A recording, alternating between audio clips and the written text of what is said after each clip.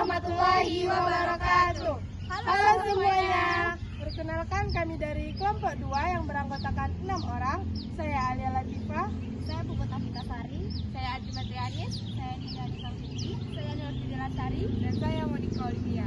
Pada kesempatan kali ini kami akan menjelaskan materi tentang perkembangan fisik dan motorik anak usia dini dengan mata kuliah perkembangan peserta didik, dan dosen pengampu Ibu Ria Novianti SPC MPD dan Ibu Masri Indah MPD. Selamat menyaksikan. Baik, saya Nur Fidila Sari akan menjelaskan pengertian perkembangan fisik motorik menurut para ahli. Yang pertama ada menurut Papalia menyatakan bahwa perkembangan fisik adalah perubahan yang terjadi pada ukuran bentuk fungsi tubuh sepanjang masa hidup. Yang kedua ada menurut Sentrek mengemukakan bahwa motorik halus dan kasar adalah keterampilan penting yang berkembang seiring dengan pertumbuhan anak. Perkembangan fisik motorik merupakan fondasi penting bagi perkembangan peserta didik secara keseluruhan. Kemampuan bergerak yang baik tidak hanya mempengaruhi keterampilan motorik, tetapi juga berdampak positif pada perkembangan kognitif, sosial, dan emosional anak. Di sini saya akan menjelaskan tentang karakteristik perkembangan fisik pada berbagai usia. Yang pertama, perkembangan fisik pada usia 0-5 tahun, di mana anak sudah bisa melakukan gerakan dasar seperti berjalan, berlari, dan melompat. Yang kedua, yaitu pada usia 5-7 tahun, di mana anak sudah bisa melakukan reaksi baik cepat maupun lambat. Yang ketiga, perkembangan fisik pada usia 7-9 tahun, di mana koordinasi tubuh anak sudah meningkat. Yang keempat, ada perkembangan fisik pada usia 10-11 tahun, di mana anak sudah mengalami kematangan fisik. Yang kelima, perkembangan pada masa remaja, di mana pertumbuhan fisik anak, baik berat badan maupun tinggi badan, tumbuh begitu cepat. Yang terakhir ada perkembangan pada masa dewasa, di mana pertumbuhan fisik anak itu sudah mencapai puncaknya. Nah, materi selanjutnya adalah tahapan perkembangan psikomotorik pada beberapa fase usia. Yang pertama itu adalah perkembangan karakteristik psikomotorik pada usia 3 tahun. Pada saat ini anak tuh belajar mengontrol tubuh mereka seperti berlari dengan bantuan. Yang kedua adalah karakteristik perkembangan psikomotorik pada usia 4 tahun. Pada saat ini anak tuh mulai motoriknya semakin halus dan kepercayaan diri mereka itu meningkat, seperti anak tuh dapat berlari dengan lebih cepat. Yang ketiga, karakteristik psikomotorik pada usia 5 tahun. Ini motorik anak itu semakin kuat, misalnya anak itu dapat melompat dengan satu kaki. Yang keempat, psikomotorik usia 6-12 tahun atau pada masa sekolah.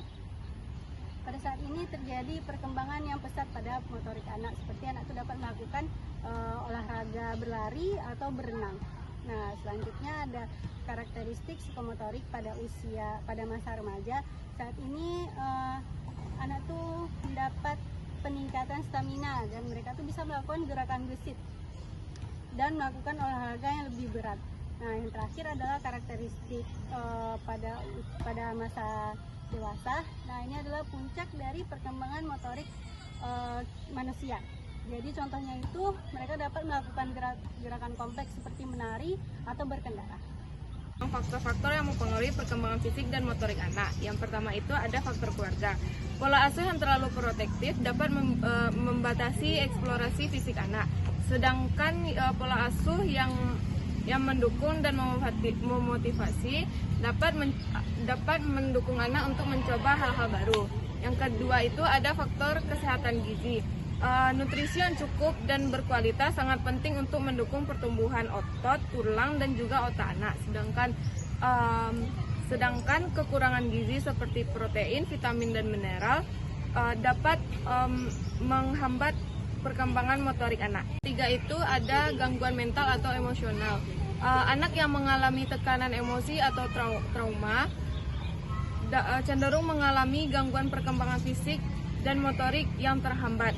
Keempat itu ada faktor jenis kelamin. Anak laki-laki itu cenderung memiliki kekuatan otot yang lebih, sehingga anak laki-laki itu lebih unggul dalam motorik kasar seperti berlari dan melompat. Dan sedangkan anak perempuan itu lebih unggul pada motorik halusnya seperti menggambar dan menulis. Faktor yang mempengaruhi pertumbuhan dan perkembangan fisik dan motorik anak. Yang pertama itu ada status ekonomi sosial, di mana peserta didik berasal dari keluarga yang rendah dan di situ bisa menyebabkan pertumbuhan perkembangan anak terhambat. Yang kedua itu ada pertumbuhan dan perkembangan sistem sarafnya. Jadi beragam pula pola perilaku seseorang anak Yang kedua itu ada pertumbuhan dan perkembangan sistem saraf, di mana pola perilaku anak itu dapat beragam pula. Yang ketiga itu ada lingkungan sekitarnya, yaitu terdapat lingkungan keluarga, lingkungan sekolah, dan lingkungan pertemanan. Di sini itu saling berkaitan. Materi yang terakhir yaitu peran guru dalam meningkatkan perkembangan fisik motorik peserta didik. Yang pertama, guru perlu menciptakan lingkungan belajar yang aman dan menstimulasi bagi peserta didik. Yang kedua, guru harus mengintegrasikan aktivitas fisik dalam pembelajaran sehari-hari. Yang ketiga, guru perlu memberikan panduan yang tepat dalam melakukan kegiatan fisik. Yang keempat, guru perlu melakukan pengamatan dan penilaian terhadap perkembangan fisik dan motorik peserta didik secara berkala. Dan yang terakhir,